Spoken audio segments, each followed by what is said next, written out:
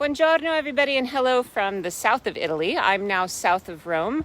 I left on a fast train. It only takes 1 hour to get here from Rome to Naples. And then I took the Circumvesuviana, the local commuter train, down to Pompeii. You can see behind me Mount Vesuvius. And I'm here today with my friend Gaetano Manfredi, who is a local guide here in Pompeii.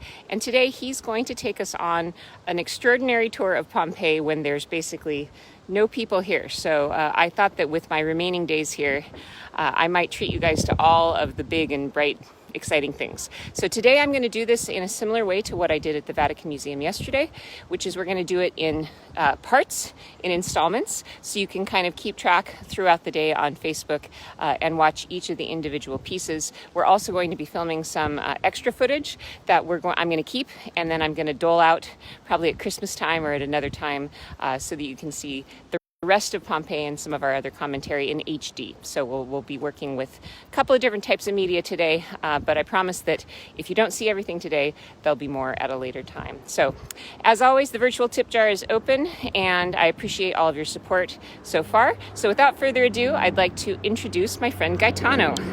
Buongiorno, Gaetano. Buongiorno, good morning everybody. Welcome in Pompeii.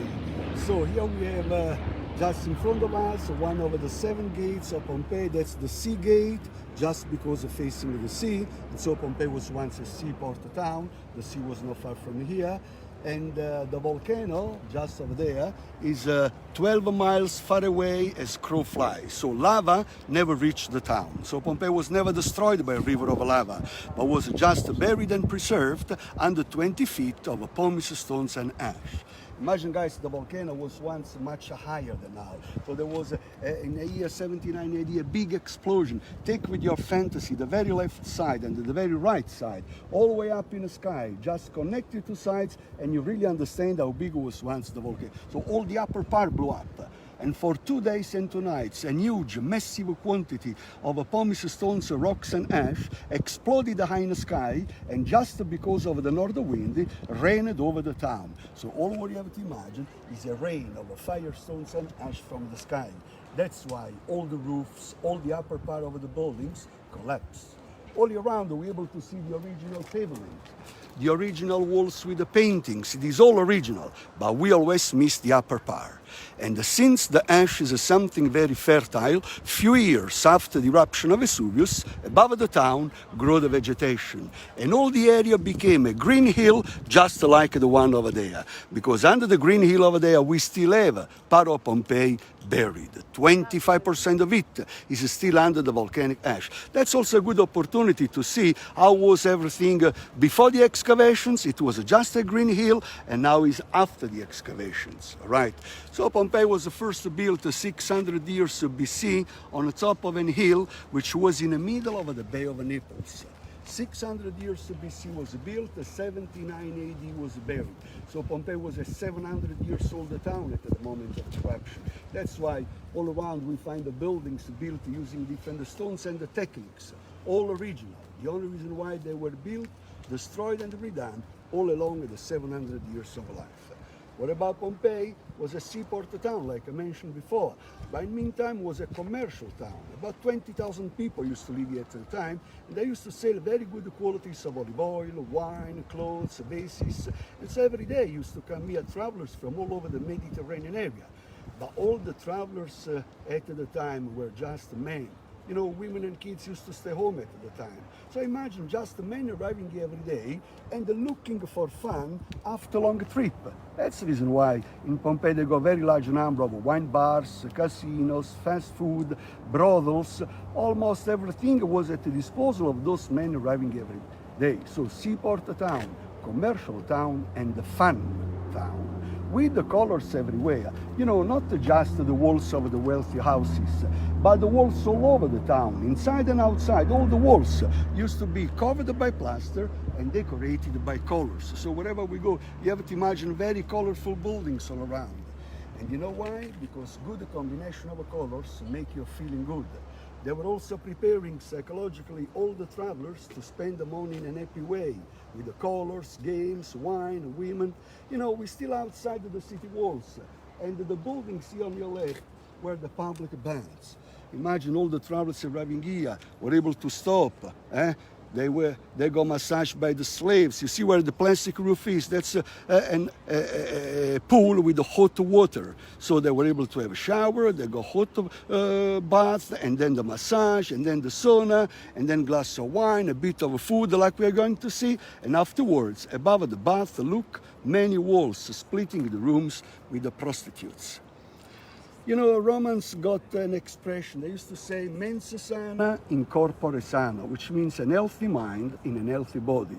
What it means, you have to keep a fresh the mind with reading, with the curiosity, and being positive. When you are positive, everything goes better. So look at the glass always half full, never half empty. And good exercises, they go gymnasium everywhere, and the sex was good for both mind and body. So it's an important part of it, all right? We are going to have fun together.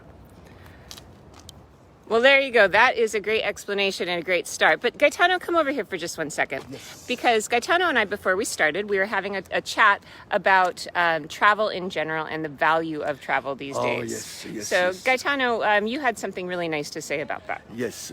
My granddad was a tour guide. And every year, at the end of the touristic season, with a bit of money, he used to organize a trip for the entire family. Sometimes we were 12, sometimes we were 15. And I remember I was 10 years old, and my granddad, I was living with them, and my granddad was booking the tour guide in Rome, and was booking the bus for all of us, and was booking the restaurant, the beautiful restaurant with the sea food, with the fish. And my grandmother, who was next to him, said, hey, don't spend too much, don't spend too much. You know, she was a good Italian wife, a housewife, and she was trying to save money. But my granddad, sweetly smiling to her and said, Amore mio, we are old. And so if we leave our kids money, they spend the money and they forget about us. But what I want to leave is memories. Beautiful time, good time spending together. And so if we spend a beautiful day together, they will always remember it. So do a favor to yourself. Take the money from the bank and organize a journey to Italy. Call Sarah, say, Sarah, we want to organize a tour to Italy. We want to have a private bus, a private guide, and we want to enjoy with all our family, all right? So forget if you had some troubles, some argue with your kids or with your daughter-in-law, with your son-in-law, forget it. Life is short. Just think what I say. Take all your family, take your money, and have fun together. They will always remember you forever, all right? So keep on traveling. You heard it here first. So experiences come first. And I think that that's really the truth of it is, you know, I know times are tough with money, but you should definitely travel because it's the one thing that you'll never regret, right? Things never happens because they happen to teach us something. We have to take some good teachment from the bad experience. This COVID is something that let the people think. Life is short. Take the best of it. And the best of it is to have a journey, to know, the curiosity to know other people, to taste other food, to listen new music, to meet new people. That's life. Take it. Yeah, well, and I've always said that I'm hoping that I can skid into the end of my life with 2 cents in the bank and my body just is a husk. So we got to have all the fun we can while we're here. So Gaetano and I are going to have a great time today together. We're going to be live streaming here in parts all day. So please check back here in a few minutes. We're going to move on to a different part of Pompeii. I'm also, as I said, going to be doing other videos that we will release at a later time. And I promise we're working on the audio. So you'll be able to hear everything that Gaetano says. He does a wonderful tour. This is 20 years ago that I met you, Gaetano. I met you for the first time 20 years ago. It's been a long time. Looks like yesterday. I feel young, so young. 20 years can pass in a blink, so travel now, don't wait. All right, everybody, so we'll be back with you in just a few minutes. So again, a nice little pan over here so you can see what it's like here in Pompeii today. No one around. No one around. We're going to take this. Everybody and everything is waiting for you, American people. We love you. We miss you.